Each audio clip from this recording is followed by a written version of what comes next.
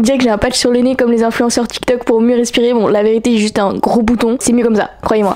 Une des raisons pour lesquelles la programmation ça m'a attiré, c'est que j'ai toujours trouvé ça super graphique. C'est minimaliste, assez bien équilibré et je trouve qu'il y a une certaine beauté dans les lignes de code. Et visiblement, je suis pas la seule à penser ça puisque cet univers il revient régulièrement dans différents films et séries comme dans Matrix ou Mr. Robot. Et aujourd'hui, ça a même donné lieu à un art à part entière, l'ASCII Art, qui permet de passer de ça à ça. Et dans cette vidéo, on va coder un générateur d'ASCII Art.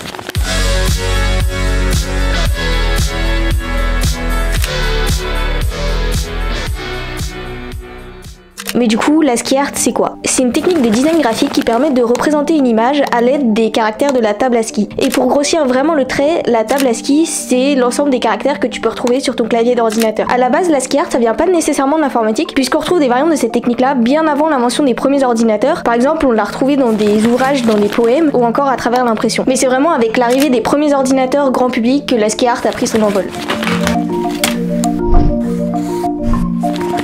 Ça, c'est un rectangle de 512 par 342 pixels et c'est aussi la taille de l'écran sur lequel Steve Jobs et Apple ont chargé la graphiste Susan Kare de créer les premières icônes pour rendre l'informatique plus intuitif et passer de ça à ça. Bon, et avec si peu de pixels, c'est vraiment complexe de faire des images vraiment détaillées. Et l'ASCII Art, c'est vraiment une solution astucieuse pour venir représenter des formes et des idées de manière simple mais efficace.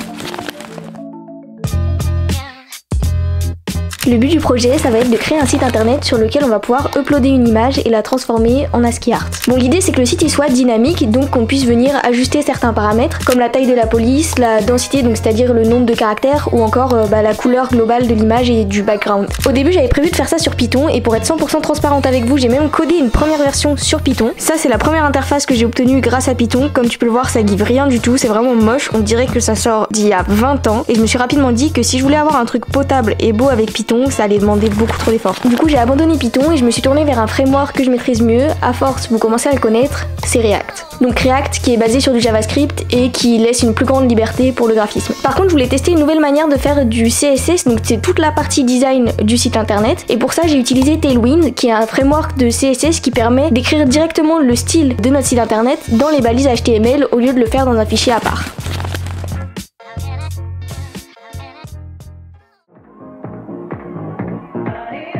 La première étape, c'était de transformer l'image en lettres, et bah pour ça, il nous fallait une image.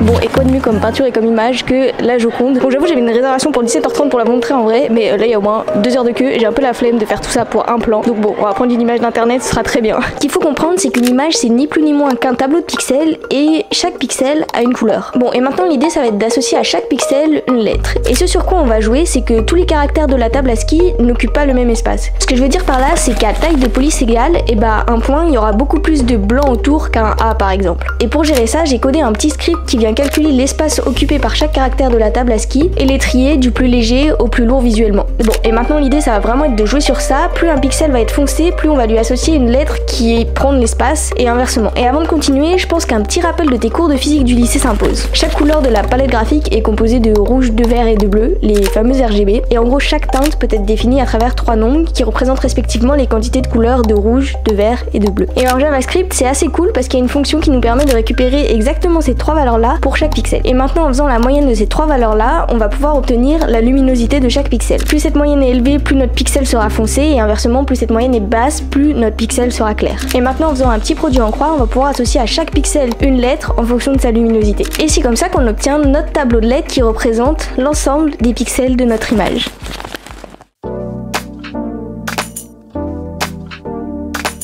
Ok, maintenant qu'on a transformé notre image en tableau de caractères, on pourrait croire que le plus gros du travail est fait, mais non, on n'est qu'à la moitié parce qu'il reste une des parties les plus complexes, à savoir générer notre image finale en plaçant toutes ces lettres là au bon endroit. Bon, au début j'ai fait tout ça un petit peu au pif en me disant que sur un malentendu j'allais peut-être tomber sur le ratio parfait. Bon, au final j'ai fait plein de tests et à part massacrer la Joconde, ça a pas donné grand chose très honnêtement. Bon, au-delà de ça, je voulais que ce soit personnalisable, donc c'était impossible de trouver un ratio qui marche à tous les coups, donc de toute manière c'était peine perdue. En fait, il y avait 3 paramètres que je voulais pouvoir custom: la densité, donc donc à savoir le nombre de lettres qu'il y a dans l'image finale, la taille de la police, donc sa hauteur et sa largeur, et enfin la taille de l'image de sortie. Et ça pour le coup c'était fixe parce que je veux que la taille de l'image de sortie soit égale à la taille de l'image d'entrée. Bon, et comme c'est le seul paramètre fixe, et ben je suis partie de ce point de départ pour créer mon canevas initial avec ces dimensions-là. Ensuite je me suis appliquée à la densité. La densité c'est un coefficient entre 0 et 1 que je viens appliquer à mon tableau de lettres pour faire varier sa taille. Plus le coefficient est petit, moins il y a de lettres dans l'image finale, et inversement, plus le coefficient est grand, plus il y a de lettres dans l'image finale. Jusqu'ici, tout va bien. Je suis venue ensuite calculer l'espace maximal que peut prendre une lettre dans le canevas final. Pour cela, je suis venue diviser la largeur et la hauteur de mon canevas par les dimensions de mon tableau afin d'obtenir la largeur maximale et la hauteur maximale que chaque lettre peut occuper. Ensuite, il a fallu positionner ces lettres dans le canevas. Pour ça, je suis venue récupérer la largeur et la hauteur de la police d'écriture, et en faisant des petites soustractions, j'ai pu calculer l'espacement vertical et horizontal entre deux lettres, ce qui m'a permis de déterminer les coordonnées X et Y de chaque lettre sur le canevas. Et grâce à tout ça, j'ai pu positionner toutes mes petites lettres sur le canevas pour obtenir l'image finale.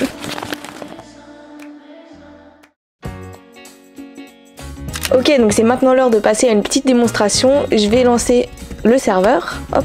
Avant juste de passer à ma version, je vous montre ce site là qui s'appelle Askia. Grosso modo ça fait un peu la même chose, c'est un convertisseur en ASCII art. Je le trouvais super beau et je me suis très largement inspirée de ce site internet pour réaliser le mien. Il faut rendre à César ce qui appartient à César. Si vous voulez aller checker ce générateur, je vous laisse le lien en description. Ok, du coup ça c'est mon site internet. Vous pouvez venir cliquer juste ici pour ajouter une petite image et elle est automatiquement convertie en ASCII art. Il y a plusieurs paramètres que vous pouvez venir customiser comme les couleurs par exemple. Juste ici vous pouvez venir passer l'image en monocolore et venir choisir la couleur du fond et la couleur du texte à votre convenance. Donc vraiment vous pouvez mettre n'importe quoi comme couleur, c'est vraiment libre à vous et vous pouvez laisser parler votre créativité là-dessus. Bon, je vais repasser en couleur normale parce que c'est un peu ignoble quand même avec le bleu comme ça, c'est pas super beau. Maintenant les deux autres paramètres qui sont possibles de customiser, c'est la densité pour ajouter plus ou moins de lettres dans le design, et puis vous pouvez venir ajuster la taille de la police pour rendre ça plus grand, super grand. Bon après faut doser avec les curseurs quoi, mais vous pouvez vraiment venir ajuster ces deux paramètres là pour obtenir un design qui vous convient. Le dernier truc que je voulais qu'on puisse customiser, c'est les caractères qui s'affichent à l'écran. Là c'est les caractères de la table ASCII, mais vous pouvez venir personnaliser ça, passer ça sur par exemple que des caractères spéciaux, que des minuscules, etc. Et un dernier petit truc, c'est vous pouvez venir personnaliser ce qui est écrit en sélectionnant personnaliser, et là vous avez un petit input qui apparaît là que vous pouvez venir modifier par exemple pour mettre je sais pas un S, un V, enfin n'importe quelle lettre, c'est à votre guise. Et enfin la dernière fonctionnalité et non des moindres, vous pouvez venir télécharger l'image que vous avez générée juste ici et elle va venir automatiquement dans vos téléchargements, vous pouvez l'avoir en PNG. Et voilà, c'est tout pour la petite démonstration, maintenant vous savez tout.